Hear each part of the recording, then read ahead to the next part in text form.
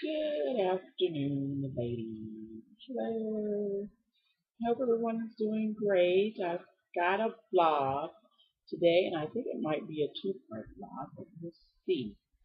I've been getting and seeing a lot of questions about online dating, how online dating works, how I did online dating when I was dating, and everything like that. And I'd like to give just a few suggestions, especially about first dates when it comes to online dating.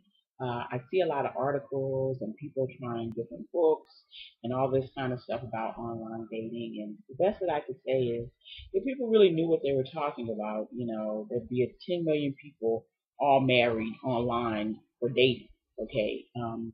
And the point is, if I had all the answers, I'd be a millionaire right now when it came to telling people about online dating, because people seem to love to think that somehow they don't know what they're doing. And they love for people to tell them what to do. That's why I made the suggestion that's why I started writing the blog about dating in the age of dumbasses. Because we just all seem to think we're so dumb and we don't know how to date and we don't know what to do when you do. It's just that things just don't happen instantaneously like we'd like to happen in this microwave age. And the same thing goes for online dating. Just because it's more people doesn't mean that it's going to be like the commercial for Match.com or the other sites, and you're going to find this amazing person on the first date, and you'll be married within a year, blah blah blah, and yada yada, and all this stuff. It's a process, just like any process. That process can sometimes take a long time. The first thing I can say about online dating is that you shouldn't just online date. And I'm sure everybody knows that by now. You should be doing both. You should be real life dating and online dating. You should try both of them. It's kind of a numbers thing. And a lot of dating has to do with numbers. More people you get to meet or go out with, the more chance that you'll meet someone who you may be compatible with and start a relationship with.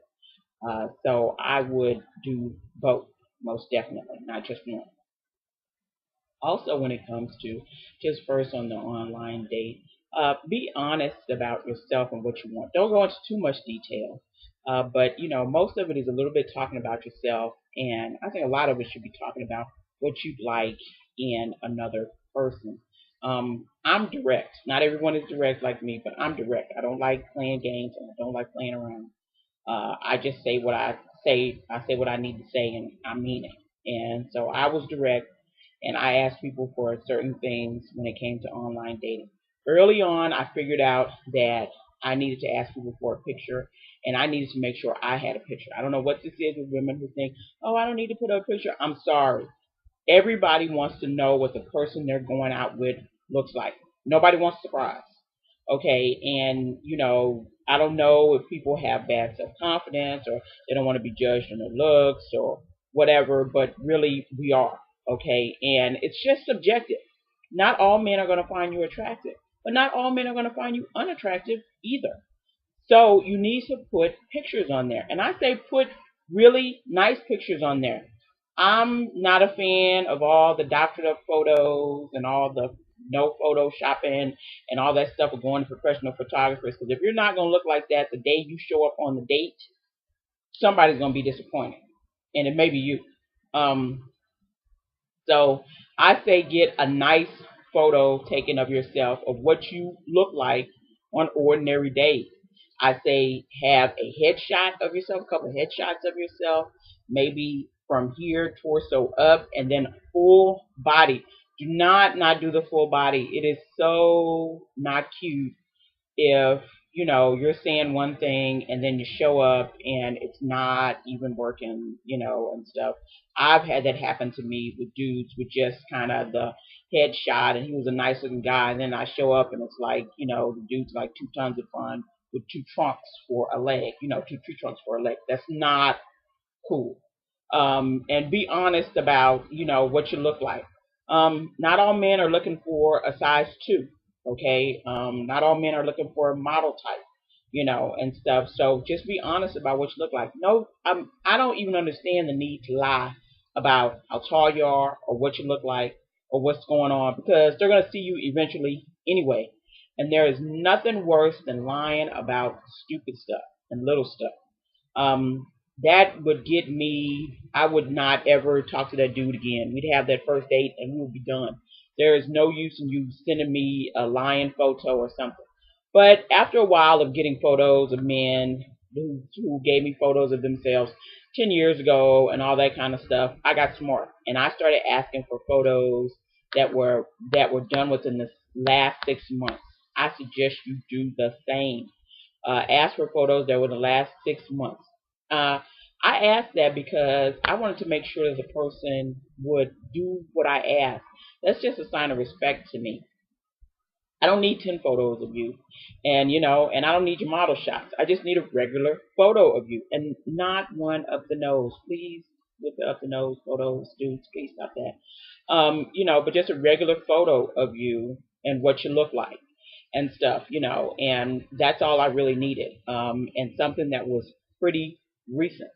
And I had all recent photos within the last 6 months. No use in me telling somebody I looked the same way and have photos from when I was, 24 and stuff, and a size 6. Yeah, that wasn't no use in doing all that.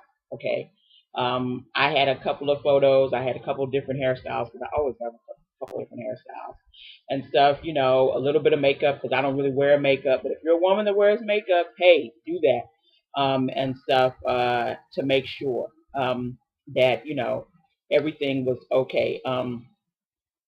I say do that and just ask for what it is that you'd like.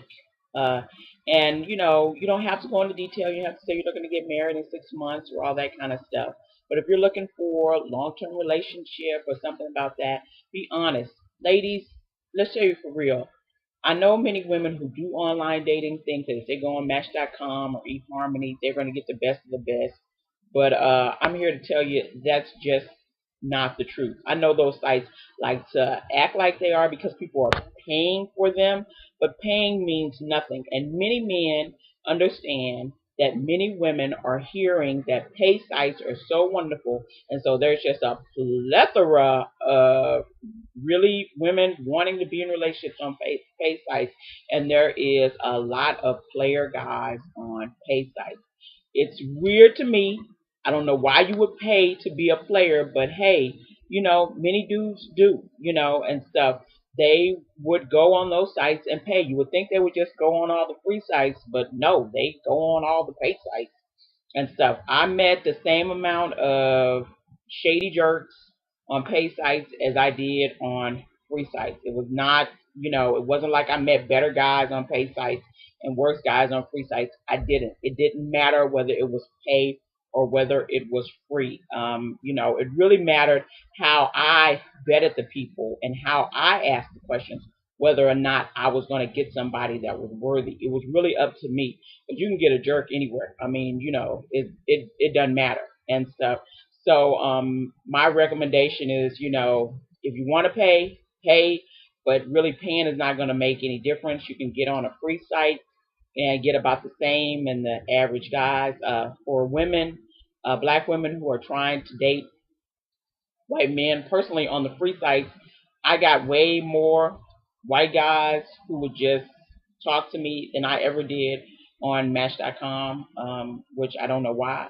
I got way more guys who are way more comfortable, expressing their interest in black women, than I ever did when I was on Match. I don't know what it is about Match.com, but that was not a frequent thing that happened on Match.com. So I say get on the free sites because those guys seem, they seem way more open to interracial dating and stuff like that.